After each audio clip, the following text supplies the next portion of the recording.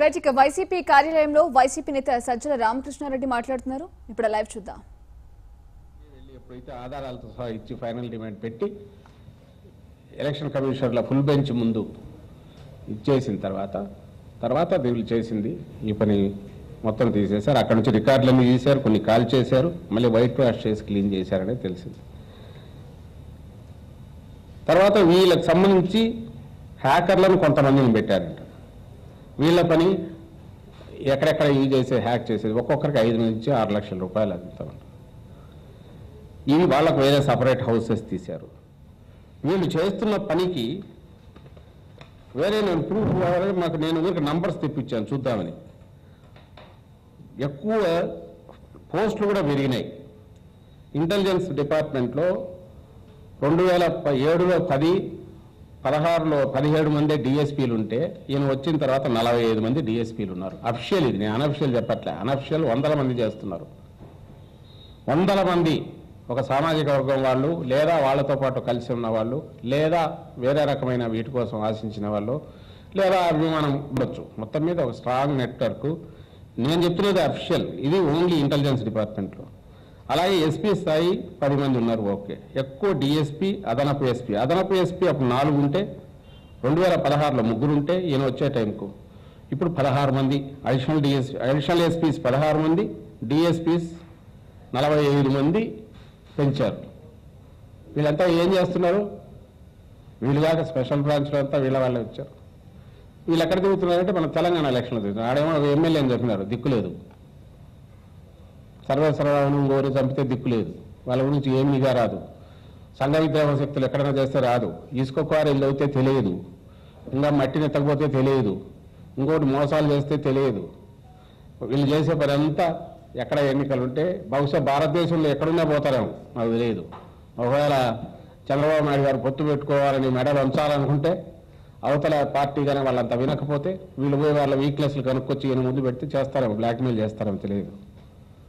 ఒక చీకటి చక్రవర్తి కంప్లీట్గా తన దీంతో ఒక భయంకరమైన వ్యవస్థను తయారు చేసినారనడానికి ఈ ఇంటెలిజెన్స్ వ్యవస్థ, దాని అధిపతి ఏబి వెంకటేశ్వరరావు గారు, వీళ్ళు దాన్ని కంట్రోల్ చేస్తూ దీని అవుతున్నారు. ఇంకా ఈయనకు సంబంధించినవి పేర్లతో సహా చెప్తాను నేను. ఇందులో ఈయన ఘట్టమనేని శ్రీనివాస్ అజమా ఇష్యూలో డిఫరెంట్ ప్లేసెస్లో ఉన్నారు. కొంతమంది ఆయన దగ్గరకు వచ్చారు. అమర్నాథ్ నాయుడు సీఎం ఇంట్లో ఉంటాడంట. రామ్ కుమార్ ఈయన ఎక్కడో అనంతపురం ఎక్కడో ఉన్నట్టున్నారు. వీళ్ళు కంప్లీట్ ట్రాన్స్ఫర్స్ అన్ని వీళ్ళే తయారు చేస్తారు. వీళ్ళు తయారు చేసి ఘట్టమనేని శ్రీనివాస్ వీళ్ళ దగ్గరకు వస్తుంది, తర్వాత పెరుగుతుంది. నండూరి సుబ్బారావు డిఎస్పీ, వీళ్ళు యాక్టివ్ ఉండేవాళ్ళు దీనిలలో. Adinarayana inspector, B Srinivas DSP, Ramanjaneyulu DSP, Bhaktavatsalam DSP, Keshappa, Rajesh Murali DSP.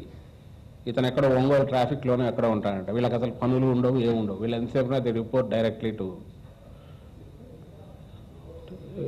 AB Venkateswara Rao. And if necessary వీళ్ళను సీఎం దర్శనం కూడా చాలా ఈజీగా ఉంటుంది, ఆయన దీంట్లోకి వెళ్ళిపోతారు. ఇంకోటి వింతైన విషయం ఏంటంటే ఎస్బీ స్పెషల్ బ్రాంచ్ అనేది బహుశా రిటైర్ అయ్యే వాళ్ళ దగ్గర ఎప్పుడు పెట్టేది. మేము చిన్నప్పటి నుంచి చూస్తుండేవాళ్ళం. డైరీ చినిగిపోయిన డైరీ మీద పట్టుకొని రాసుకుంటుండేవాళ్ళు డీటెయిల్స్. ఇప్పుడు మోస్ట్ సార్ట్ ఆఫ్టర్ ఇది వచ్చి ఎస్బీ స్పెషల్ బ్రాంచ్. అంతా ఎవరైతే ఇన్ఫ్లుయెన్స్ ఉండేవాళ్ళో దాంట్లో పెట్టుకున్నారు. ఎందుకంటే ఎలక్షన్స్ వస్తున్నాయని. వాళ్ళు అక్కడి నుంచి దే కంట్రోల్ ఎంటైర్ థింగ్. వీళ్ళ దీంతో పోలీసు వ్యవస్థ అన్నట్ల ఆంధ్రప్రదేశ్ పోలీసు వ్యవస్థ డిపార్ట్మెంట్ అంత ఎఫిషియంట్, డిసిప్లైన్ బహుశా కంట్రీలో 1 or 2 పెట్టుకోవడంలో ఇది ఒకటి. అలాంటి దాంట్లో బెదిరించో, భయపెట్టో, లేకుంటే ఏమో ఆశ చూపించో, లేకుంటే వాళ్ళ వేరే అభిమానాల వల్లనో 10% మందినో అలాంటి వాళ్ళని తయారు చేసుకుని వాళ్ళని చూసి మిగిలిన వాళ్ళంతా టెర్రరైజ్ అయిపోయి వాళ్ళు చెప్పినట్టు చేయకపోతే కుదరని పరిస్థితి క్రియేట్ చేసుకుని భయానక వాతావరణం మొత్తం పోలీస్ డిపార్ట్మెంట్లో ఉంది. చాలామంది సఫర్ అవుతున్నారు.